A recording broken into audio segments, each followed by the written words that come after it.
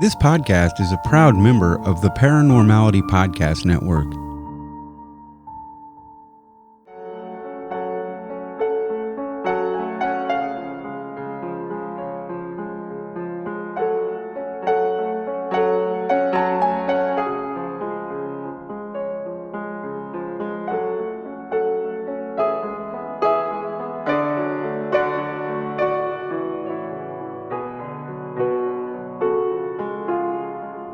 Hello and welcome to the ParaUnity podcast. Tonight we have with us Anthony Day from Orange County Ghosts and Legends that's based out of Southern California.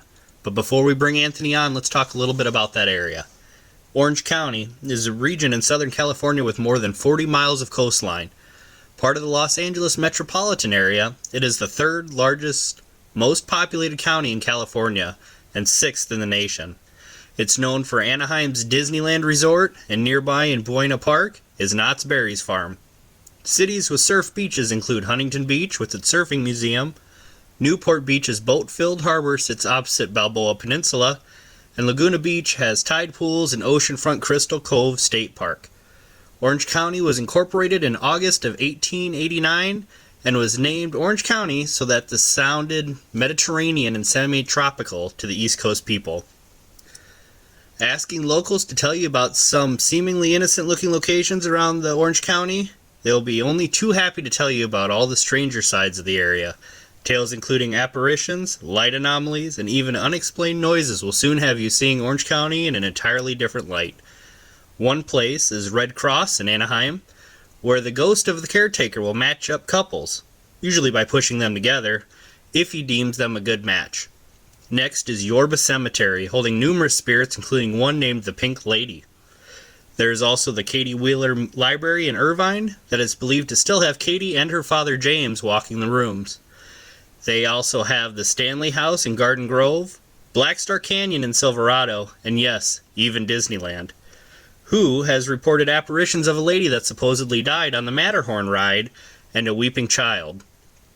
One odd note for Disneyland: the scattering of loved ones' ashes has become something of a tradition at Disneyland, even though it's actually forbidden. Employees regularly have to clean up ashes and bone fragments. Now, help me welcome to the ParaUnity podcast, Anthony Day, for a first-hand look at some great haunted locations and some insight into the science of paranormal investigations used in Orange County. Anthony, how are you doing tonight? Doing great, Brandon. How are you? I'm doing great. Hey, thanks for coming on the show. Yeah, thanks for having me. Sure. Well, what got you interested in the paranormal? It all started when I was 10 years old, actually. I was living in Rochester, Minnesota at the time, and I was babysitting my nieces and nephews on a huge property called the Mayo Clinic property, which is the people that were on there founded the Mayo Clinic in Rochester. And I was looking out the window one night, and I'm like, there shouldn't be anyone walking around here. It was like this dark, full-figured, shadowy person. I'm like, like, that's weird. It's all locked in and gated in. And I was like, that's interesting. That's not normal. Yeah, that'll definitely catch your attention. Yeah, exactly. And had another experience that same night, actually, when I was trying to fall asleep.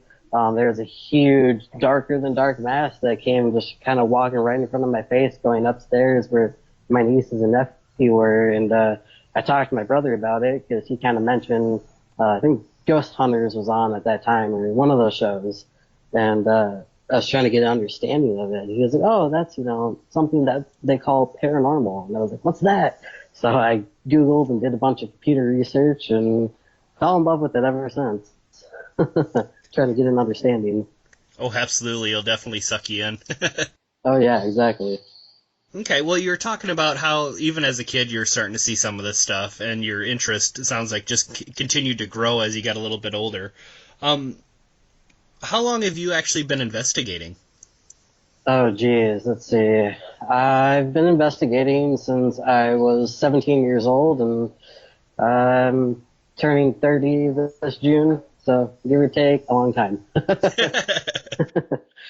More than half your life, right? Or close to it. Yeah, exactly. Yep.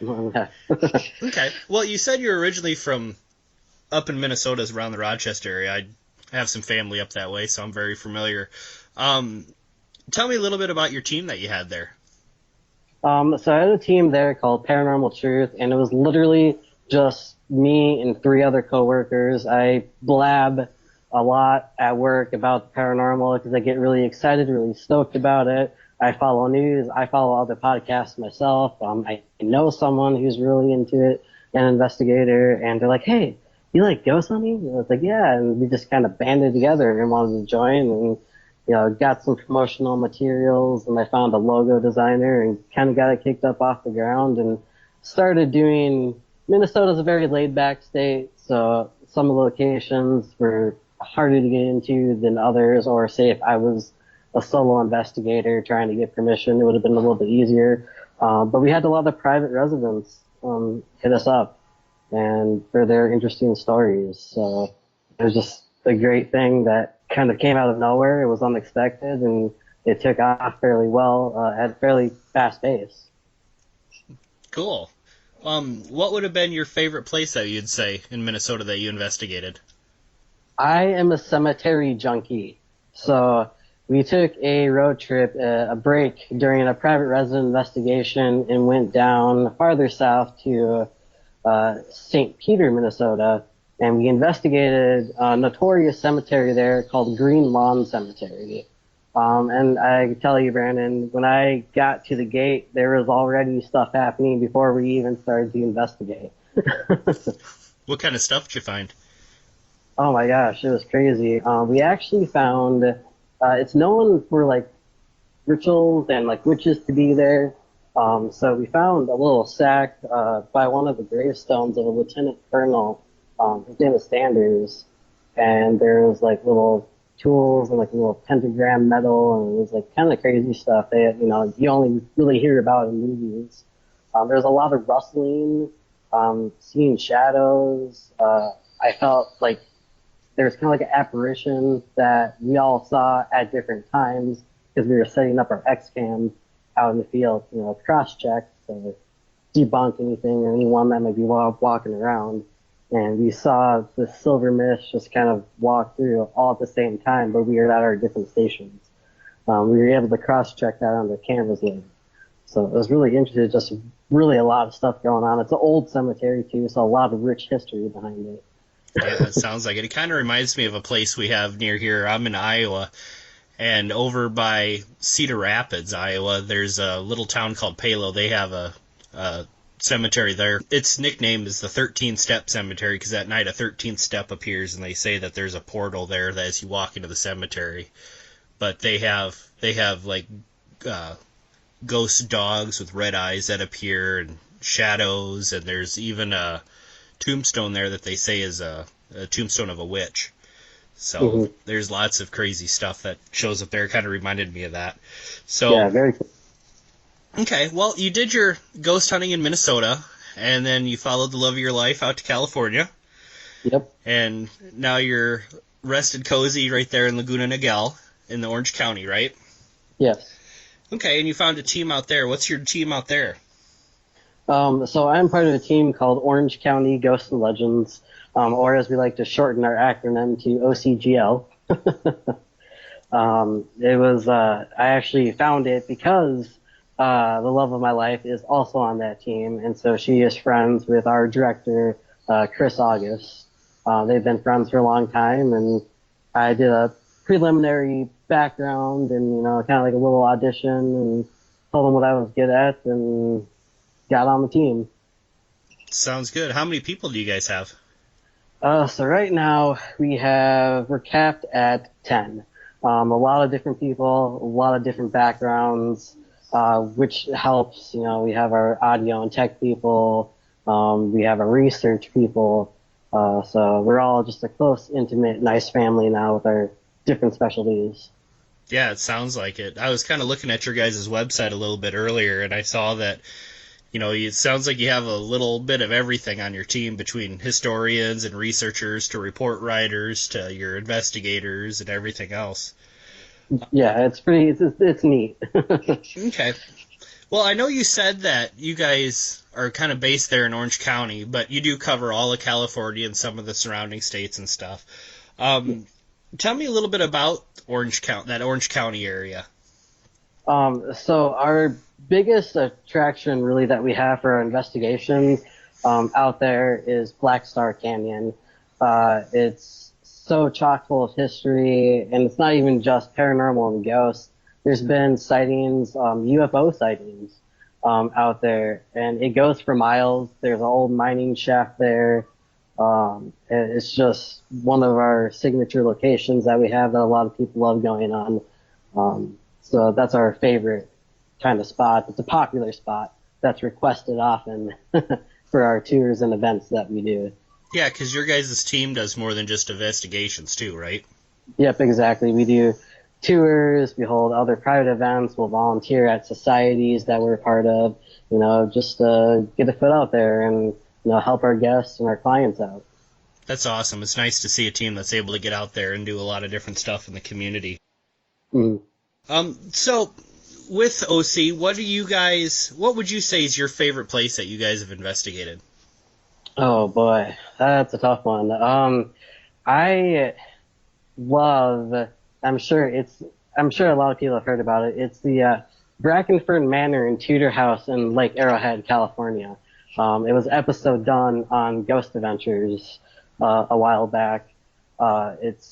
The area, Lake Arrowhead itself, is beautiful and it's full of Native American history, which is a common theme that we see, especially out here in California.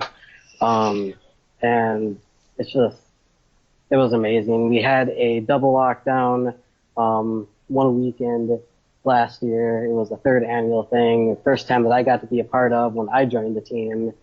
A place I had always wanted to go to. And, we hit it off really well. Our guests were amazing, and we were able to engage them, into helping us investigate. Like, they were investigators too. Well, we had someone lead and go through the history of the Brackenford Manor and Tudor House, and we got to stay in the rooms and investigate the rooms and have an overnight, like a bed and breakfast, basically. So it was really cool. Okay. Well, what was some of the stuff you guys found? Oh, geez. We seem to get a lot of audio evidence. We did a solitary lockdown, so we had two guests during our break, going to two different locations on the property. And one of the biggest things about the property, the most notorious room that's known for, is the Jasmine Room on the top floor. And it's said to be that Ralph, allegedly, that's what we name him, spirit that's there, he got tossed out the window by the mob mafia. Because it's also alleged that Bugsy Siegel was at the Brackenford Manor and gambling and the prohibition period, alcohol and booze, bootlegging. So Jasmine Room went up there, the solitary attendant, and it was crazy. There was a lot of EVPs. We had them on our SB11 spirit box to try out equipment themselves, and so we were asking questions where they couldn't hear us, and they were spitting out answers related to what happened to Ralph in that room. So it was really cool to get that kind of validation. That was like my favorite part of the whole weekend. Yeah, it sounds like it. Is there any other ones that really kind of stand out in your mind? I had a personal experience when I was there. The second night we were doing solitary, I had escorted someone down to the basement, which where in the back of the basement goes to where they had like a trap door to lower their alcohol at the time, because they were doing it illegally, of course, because it was prohibition. Sure. And I was standing on the steps outside and set on my walkie, like, okay, we're all squared away, ready to go. And they got a 25-minute period to be in there. And I'm standing on the steps, looking around, kind of guarding, make sure there's, no contamination around. And all of a sudden, I hear, like, running footsteps right up behind me. And I'm, like, turning around. And I was really confused for a second. I was like, did my attendant, like, just run from all the way down to the end of the basement back up here, like, to get my attention or not use the walkie or whatever? And I was just confused. And so I was like, okay, hearing footsteps all the time. And I later to come find out, my director had the same validating experience from 2 years prior when we first did the annual lockdown there at the Brackenford Manor. Wow. So it was cool to get validation from him. Oh, yeah, absolutely. Yeah. Anytime you get that kind of validation like that, especially from other people, you just kind of sense chills up your spine. Oh yeah, because it's exciting. It never gets boring, and we're always trying to validate that something unexplained is there. Yep, exactly. Well, what's your favorite type of equipment to use? See, I have a lot. I have a big arsenal. My favorite equipment to use would probably be the REM pod. Okay. So we have a bunch of them, and we'll set them up in various spots on our different locations. And it seems to be a great tool to spurt out electromagnetic fields so that the entities, spirits can come feed off the energy, and we always get some hit on it. And what's nice about it is that it makes some kind of noise. So you set it down somewhere, you go off and do something else, or talk about history, or investigate another spot, and you hear it go off, and you know that no one's there, then you know it's probably something unexplained. Yeah, exactly. Have you guys had any problems with your walkie-talkies with your REM pods at all? Oh yeah, all the time. Even some of the spirit boxes too. We have one specific walkie-talkie that just sets everything off. Yeah, we had that problem too. We were investigating a theater and we had the REM pod sitting on the stage, and we were trying to communicate with one of our other teams to come meet back up, and all of a sudden the REM pod started going crazy, and it's like, wait, what? Right. Okay, well, do you have any kind of tips or tricks that work pretty good for you guys for getting responses? My biggest tip is we do something called tagging. It's a cross-contamination thing. Make sure there's no outside contamination. So say like we're in a circle, we're in different spots. If you move around and you have a recorder down, say like tag Anthony just walked. It really helps you decontaminate the scenario and your situation and what's going on around you. That's my biggest tip. It took me forever to get used to doing that on the team. Yeah. Because I utilized a different system back home with my team. So it was it's the best thing to do, because then everyone's accountable and you can cross-check everything when you go back over your evidence. Yeah, my biggest problem I had was I'd get too excited. And I mean, I've been doing this now for like 12 or 13 years now. Right. And my biggest problem was, especially at the beginning, I'd get too excited and I'd forget to wait for responses. Yep. So I just did kind that too. of, I mean, I guess podcasting is a great forum to go into if you can't shut up. So Yeah, I've done that too. You're just popping out questions, or you're popping out questions not even related to, that alleged entity that may be there. yeah, I was kind of waiting to get a response that said, "Is it my turn yet?" Yep, I've done that too. That's me too. Because it is exciting, when something happens or you're waiting for something to happen. It is really exciting, you're just kind of like trying to hold it in. Yep, especially you're sitting in the dark and all your senses are all heightened up. Yep, absolutely. That's the best part. Yep, it is. So you talked a little bit about your group in Minnesota. We've also talked about your group here in California. Now tell me a little bit about your blog that you said you have. So the biggest thing with my blog is I've always been a creative writer. I like to kind of just sit and have a coffee or let my brain explore possible theories that happen in our anomalous world that we have going on. Sure. So it's really just a theory-based blog, or trying to come up with experiments. Okay, and that's called the Paranormal Truth blog, correct? Yes, it is. Okay, and do you have a website for that? I do. It is on DeviantArt. Okay. And the backslash Paranormal Truth. Okay, yep, definitely send me that link and we'll get it posted onto the show notes. Yeah, for sure. Yeah. Okay, and then kind of switching it back a little bit to your group here in Orange County, do you guys have any public events coming up? We do, actually. Perfect timing, too. So we are right now promoting the event called the David Omen House. Okay. Not sure if you're familiar with that story, but... no, can you tell me a little bit about it? For sure. 150 feet away from the David Ullman house is where the murders of Sharon Tate before others took place. Oh, And okay. yeah. So it was a pretty big. We're already getting a lot of hits, a lot of people wanting to come and to investigate. He has YouTube videos up on his channel showing paranormal evidence that happens like all the time. So it's a pretty big event that we have going on. We also do tours every week. So whether it's our San Juan Capistrano locations, or we have our private tours in San Diego, at the Steam Ferry Berkeley, and the Star of India. Okay, cool. Yeah, and then just for the people that aren't really familiar with the history of it, the Shannon Tate, she was one of the Charles Manson's victims, correct? Yep, you're absolutely correct. Okay. I just wanted to make sure that my history was going in the right direction. Yep, you got it. Is there a way for anybody, if they're interested in coming on any of your tours or to book you guys, that they can get a hold of you? Oh, yeah, absolutely. Definitely through our website, ocghostsandlegends.com. And then, of course, you can go through me, whether my email or phone number too as well. We're very open. We want people. We want to engage them. We want them to book us for anything. You know, we do parties and birthday parties and any kind of events you can think of. So. Sure.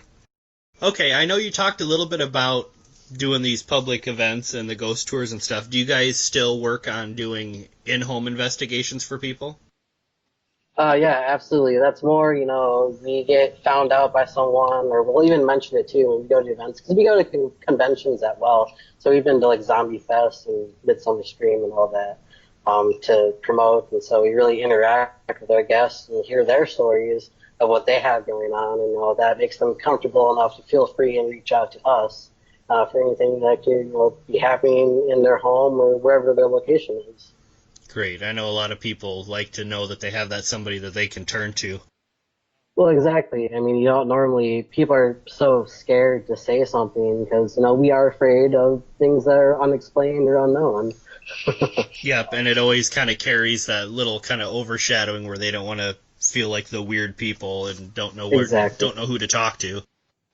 Exactly. So just to put a little twist to that, since you've been doing it for so long, have you been unfortunate enough to run anything rather dark?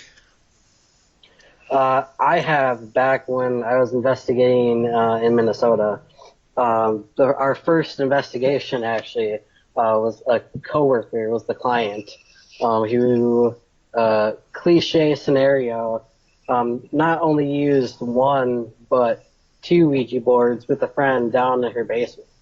Oh, And Joe. I guess it stirred up some issues and problems, and also come to find the location where she was at, the property was Native American Indian burial grounds.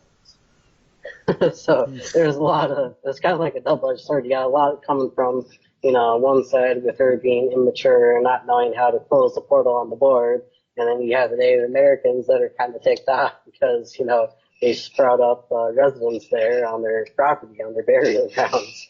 Sure, absolutely.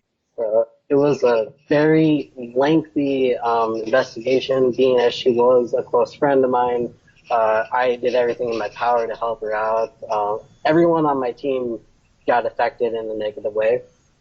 So whether that was one of my members got severely sick for 2 weeks, my other member was paranoid for the longest time that something had followed her home from that location. And it honestly kind of made me mad. It's like, who are you or what are you to mess with my team? Yep, absolutely. And that's one of the things that we do with my team is when we go in, we give kind of an introduction of ourselves to the, whatever could possibly be there, just letting them know, hey, we're not here to hurt you. Do not reciprocate it. You don't need to be following us home or attaching to equipment or cars or anything like that. It's just to kind of help cover ourselves. So. Yeah, I mean, I didn't, as far as, people say, oh, is it a demon? I don't think it's necessarily that. I think there's a lot less demonic cases than it is just, if you're super cranky person in real life, you're probably going to be a super cranky person in death. Oh, absolutely. I completely agree with you there. So, I mean, I went as far as to bring in a shaman, and we did a Native American offering and buried it there on the property. And I haven't heard about anything bad happening since to my client. So Good. Something good came out of it. Absolutely. That's what you always hope for. Exactly. Okay, well, switching back to California again, it's kind of fun having you because I got two different places I can kind of pick your brain about at the same time. Yeah. Back in California, you're talking about Blackwater, or was it Black Star Canyon, excuse me. Yeah, Black Star Canyon. Yep, you were saying a little bit about the UFO sightings. Do you guys get into that UFOlogy and doing the research and investigation on those as well? Oh, yeah, absolutely. I mean, it's a big thing. Our director actually is really into UFOs, anything of that sort. And it's a pretty common sight out there in Black Star. So. Okay, that's really cool. Do you guys is there like cryptid sightings and stuff out there too? Yes, we have a lot. The Black Star is kind of your everything for every kind of. So we'll have our ghosts out there. We'll have our UFOs. We'll have the cryptid sightings or strange, unexplained creatures that are out there that kind of confuse everyone. Like, oh, was that a dog? Was that some kind of animal? Yeah, it really kind of makes you curious what kind of spiritual history belongs to that canyon to be able to pull so much stuff in there. Exactly. That's cool. All right, well, anything else you wanted to add? Just absolutely check us out on OC Ghosts and Legends. We don't just do California. We've investigated in Arizona and Nevada as well. So any place that is haunted calls our name. So don't be afraid to hit us up and book us or communicate with us on anything that's going on. We love to help you out, and we love educating everyone that's out there about what we do and what we're passionate about. Sounds great. All right, like I said, this was Anthony Day with Orange County Ghosts and Legends. Make sure to check them out on Facebook. You can also find them on their website. And Anthony, thanks for taking the time to talk with us today. Yeah, thank you, Brandon. Appreciate having me on your show. Yep, you have a good day. Yep, you too. Thanks again to Anthony with Orange County Ghosts and Legends for being our guest today, and thanks to all of you for tuning in. My name is Brandon, and you've been listening to the best place to bring our paranormal teams a little closer together, the ParaUnity Podcast.